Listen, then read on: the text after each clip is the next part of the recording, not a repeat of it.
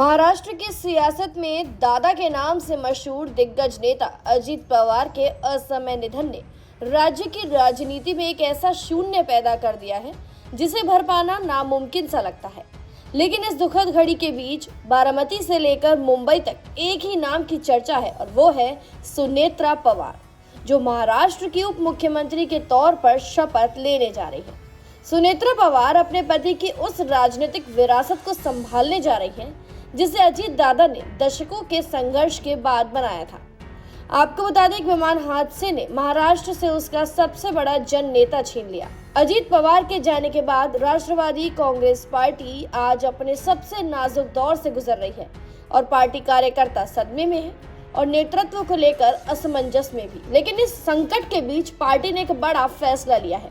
सुनेत्रा पवार, जो अब तक सामाजिक कार्यों और पर्दे के पीछे की रणनीति तक सीमित थी, अब सीधे सत्ता के केंद्र में कदम रख रही हैं। वो महाराष्ट्र की पहली महिला उप मुख्यमंत्री बनने जा रही हैं। हालांकि अपने पति की विरासत को संभालने जा रही सुनेत्रा पवार के आगे की राह आसान नहीं होगी।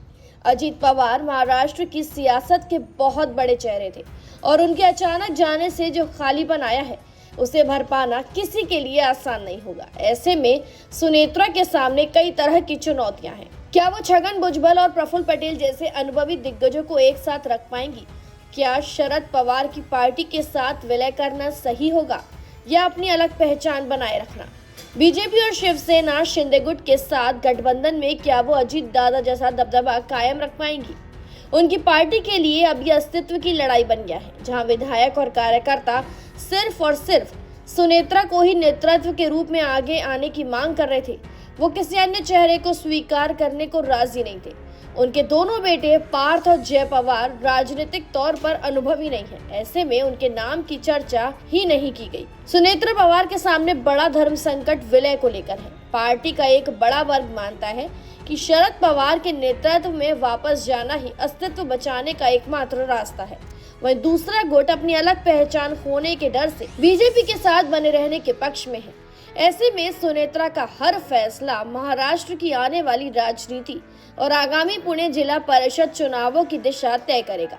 उनकी पार्टी की सबसे बड़ी ताकत पश्चिमी महाराष्ट्र के ग्रामीण वोटर रहे हैं, लेकिन अजित पवार अपनी मेहनत, लगन और नेतृत्व क्षमता की वजह से महाराष्ट्र में जन नेता बनकर उभरे और अपना दबदबा बनाया। उन्होंने अपनी ऐसी छवि बनाई जिनका नेतृत्व सभी को स्वीकार्य हो गया। सुनेत्रा पवार के लिए यह सफर कांटों भरा है।